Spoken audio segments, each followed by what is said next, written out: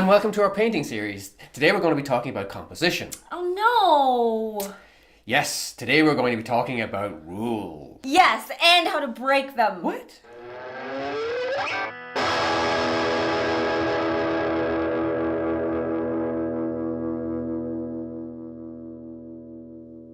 So Ash, what do you mean by composition? Composition just means to put together. It comes from a Latin word, componere, just means to put together. So I kind of get that with a still life. I can take that jug and I can move it up closer to the apple or whatever. I can't do that with a street scene though, can I? I can't move buildings around. Yes, but you can move yourself around. Changing your vantage point it will change all the variables in your painting, therefore your composition. So you do have a lot of choices to make even though you can't move things around. Yes, and it's about choices, and one of the hardest choices you will face is what to leave out. So often you're faced with so many nice things in a piece that you go, I like that, I love that, I want to keep that, whatever. But in reality, your painting will be better if you leave out some of those things. So leaving out things is actually sometimes the hardest part of composition. Speaking of leaving things out, another really important variable in composition is negative space. So here we have my 3D version of my dad. This is his arm. I'm glad I'm the 3D version. If he was a painting, however, stand still. This would be canvas, this would be canvas, this would be canvas. It would all be treated in the exact same way. You would paint his arm, you would paint the space around the arm. Same thing goes for a street scene, for example. So your buildings, of course, very important for your composition. Sometimes the space between the buildings is just as important as the building themselves in terms of getting yourself a good composition. And what does a good composition mean?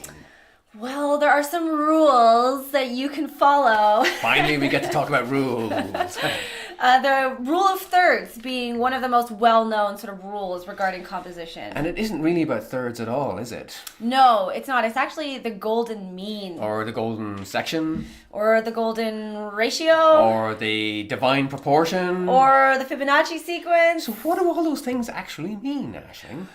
Well, in order to do that, we will explain that. We'll have to get into a bit of math, actually. Uh-oh. I think we're about to enter the nerd zone. Okay, so basic idea of the golden ratio is you have a measurement of some kind, a length, let's call it, divided into two parts, one that is shorter, one that is longer. If you divide the smaller length into the larger length, we're going to call the smaller length A, larger length B, you should get the same number as dividing the longer length into the whole length. So if you divide B by the whole length, we'll call the whole length C, you'll get the exact same ratio as dividing the smaller length into the larger length. That sounds complicated. Do you want to run that by me one more time? Okay, so here we have it. You have a length, a measurement, broken into two parts, one smaller, one longer.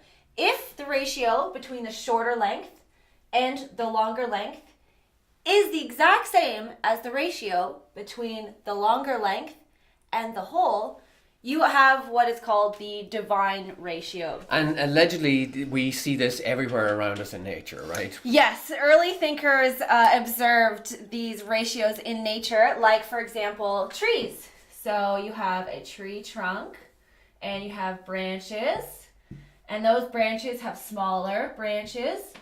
The ratio between the trunk and the larger tree larger branches would have equaled the ratio between those larger branches and the twigs, and potentially down to the ratio between those twigs and the buds on the twigs, etc., etc. Yeah, no, I don't really buy into this. I mean, I think it's cute, but I think they stretch the truth sometimes in trying to make this work.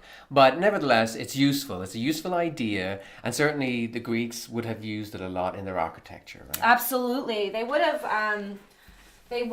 had, for example, in their interiors, they would have had a door and a window.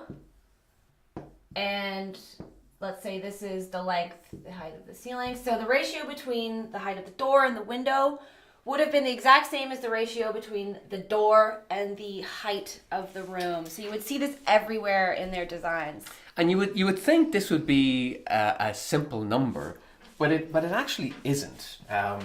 It looks something like this. you actually work it out, it works out to be 1.618. I think it's 339, something like this, and it goes on and on and on and on. It's what's called an irrational number, just like pi. His kind of number. Oh yes, very funny. But what you will notice is that this is very close to 1 2/3, and so that is what gets us back to the rule of thirds. Yeah, we just eyeball it basically. We're not going to go and measure out these divine proportions. They're close enough to a third that you can just eyeball them. So I'm going to call that a third. Going to call that a third. And just about here. And voila. We have something close to the divine ratios. And you'll also notice this divides into 9 little sections, and you've got these intersections. Golden sections. Golden sections. Often you'll see focal points hovering around these areas. Yeah, traditionally these were meant to be the best places to position your focal points in a painting. Sometimes it's nice though to bend those rules a little bit and have a focal point outside of these golden intersections. It creates tension. And it pushes the boundaries a little bit. It gets those focal points out of their comfort zones. And I agree. I mean, these are kind of guidelines, and doing something like this can be very effective in your painting. The main thing about it, though, is to be purposeful. Know the rule. Know if you're going to break it. Know why you're breaking it. Know what the impact of it is on your painting. Don't just be random about it and place your focal points in all kinds of odd spots. You need to have a reason. You have to have a reason behind it. Yeah. Same thing goes for horizons. Horizon lines generally are placed along these lengths here, but pushing those horizons outside of their, again, comfort zones can be really interesting. So having like a horizon line that is above this third section here. Don't forget, we don't put our horizon lines generally in the middle. That's kind of a big no-no. But it's definitely worth exploring, moving outside of these comfort zones, as Ashley said. So we'll get into that a little bit more in later episodes and how you use these tactically in a painting. The other thing to keep in mind is when we talk about horizons, we don't necessarily mean literally a horizon. Any strong horizontal in your painting can essentially function like a horizon. So if it's a still life and you've got a tabletop or something like that, or a shoreline, that could serve as a horizon as well. So so it isn't just literally landscape horizons. That rule can sort of apply in other situations as well. Thanks for sticking with us. We hope you made it through the nerd zone. Just to recap, composition is just how you arrange the elements in your painting. And don't forget, your vantage point is also one of those elements. And it's really, really important to remember that the golden mean is 1.6180. No, it is not. You do not need to memorize that number. Sticking with approximating the rule of thirds is enough for us mere mortals. Yes, and in upcoming videos we will show you how you actually apply these rules in practice in your paintings to get the best possible composition in your works. And as always, hit that like button if you enjoyed this video, comments and questions below, and we'd love to hear what you think about rules in artwork. Until the next time. Thank you. Bye-bye. Bye.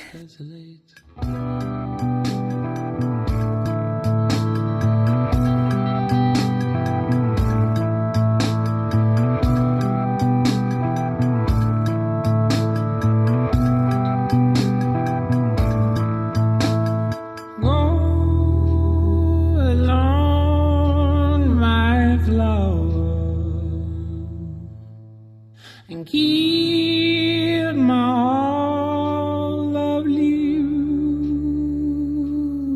I'll breathe stones along my love, and keep along my heart. 3 guns and 1 goes off. One's empty, one's not quick enough. 1 burn, 1 red, 1 green. Set to graze while the cat speaks.